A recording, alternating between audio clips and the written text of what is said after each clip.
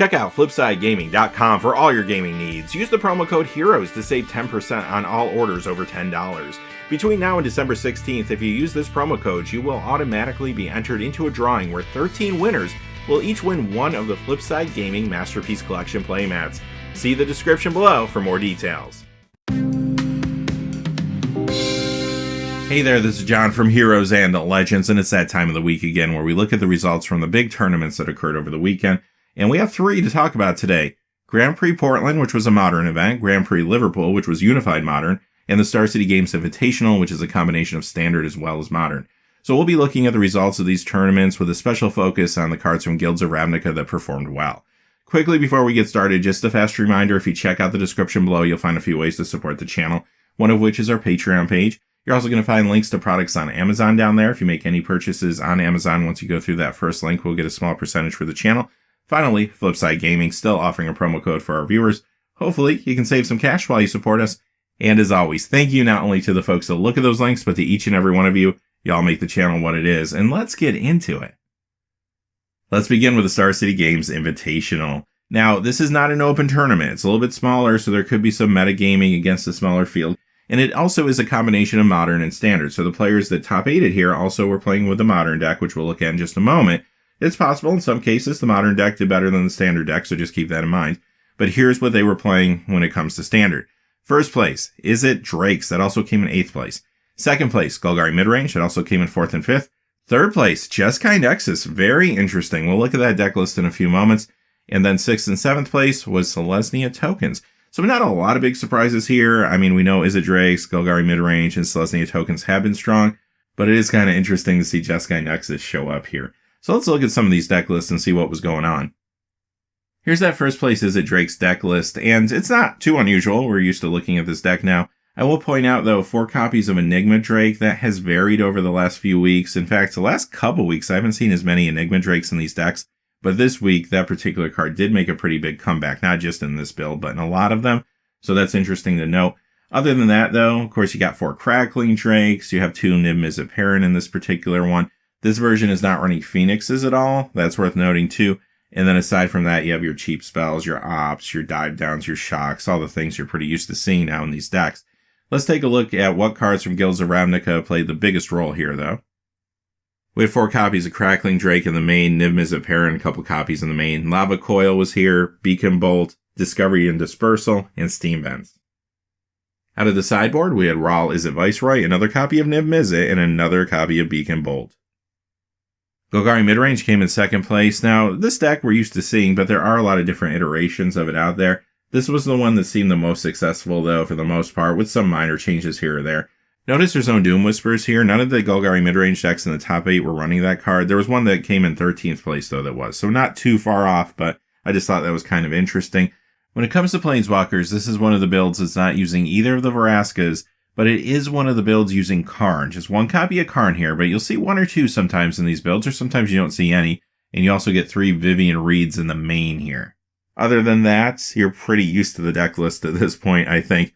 So let's see what's going on from Guilds of Ravnica. In the main, we had Midnight Reaper, Assassin's Trophy, Find and Finality, Overgrown Tomb. Out of the sideboard, 2 more copies of Midnight Reaper. Plaguecrafter was here, and another copy of Assassin's Trophy.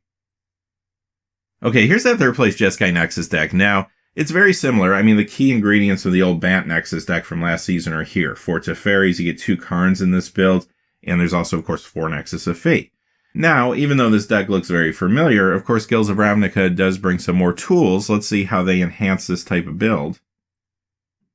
Rahl Is It Viceroy in the main, Deafening Clarion, great control card, Chemister's Insight, Justice Strike, Sacred Foundry, and Steam Vents. Out of the sideboard, Legion Warboss, Niv Mizzet, and another copy of Justice Strike. 6th place, Selesnya Tokens. This deck list really similar to the ones we looked at last week. I can't really point out a whole lot of changes here. 4 History of Benalia. Of course, you have 3 Legion's Landings, 4 Saproling Migrations. A lot of the creature suite is pretty much exactly the same. So let's go ahead and take a look at what we got from Guilds of Ravnica here. 7 cards again in the main this week. Venerated Loxodon, Amerisol the Accord, Tristani Discordant, Flower and Flourish, March of the Multitudes, Conclave Tribunal, and Temple Garden. In the sideboard, you'll find Knight of Autumn. Okay, let's move on to the second part of this event, which was the modern part. Everything from this point forward will be modern. And here's what those same top 8 players were playing when it comes to modern.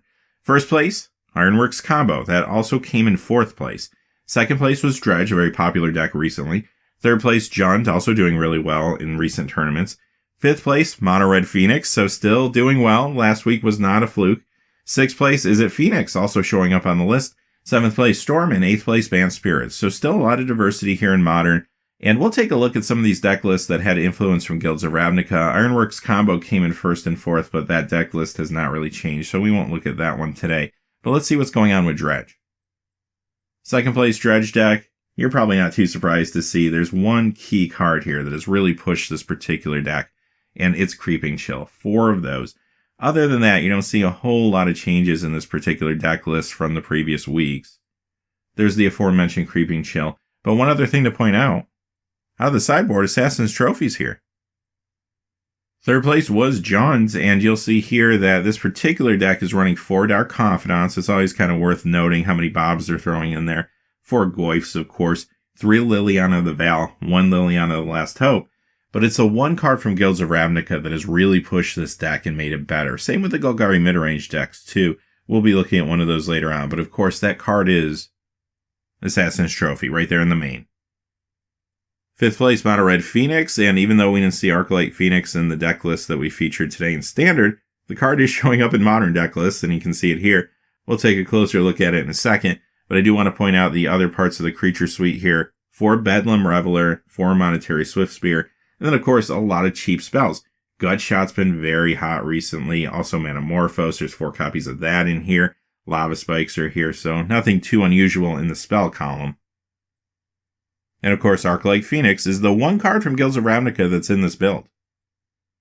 Here's the 6th place Is It Phoenix deck, very similar to the previous deck, but now it's bringing blue into it, and you do see some changes with that. So yes, there's still 4 Arclight Phoenixes. There are some more cards, though, from Guilds we'll look at in just a second.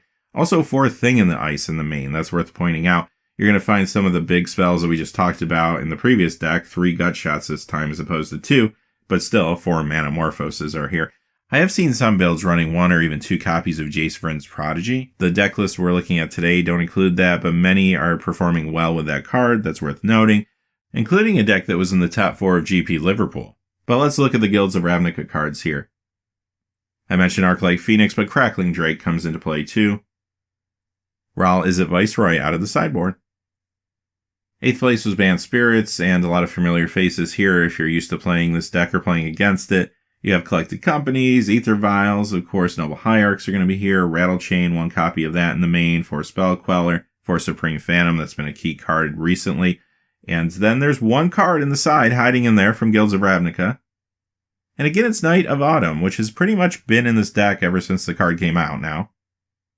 We'll depart Roanoke, Virginia, and move on to Grand Prix Liverpool in England.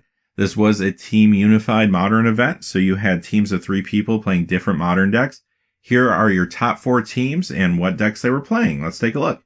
First place had Grixis Death Shadow, Hexproof, and Ironworks Combo. Second place was Ironworks Combo, Is It Phoenix, and Humans. Third place was Azorius Control, Mono Green Tron, and Dredge. And 4th place was Banned Spirits, Ironworks, and Storm. So Ironworks had a pretty good weekend. Definitely a rebound week for this particular deck. Players of that deck are probably happy to see that. And other than that, though, still a lot of diversity going on. A Phoenix deck made it here. We're going to look at the Humans deck in just a second. That's the only deck list we'll look at from this group because either the deck list was pretty standard and didn't change with Guilds of Ravnica, or else we already looked at the changes from the previous event, like Dredge had the same type of deck list that we just saw, as did the Phoenix deck. So let's look at the Humans deck quickly. Here's that deck list for the second place Humans deck. 4 Aether Vials, Reflector Mages here, Thalia Guardian of Thraben, Thalia's Lieutenant, Mantis Rider, a lot of the cards you're used to seeing in these builds. Now, you don't see any Tajiks here. We did see Tajik from Guilds of Ravnica showing up in some of these builds recently.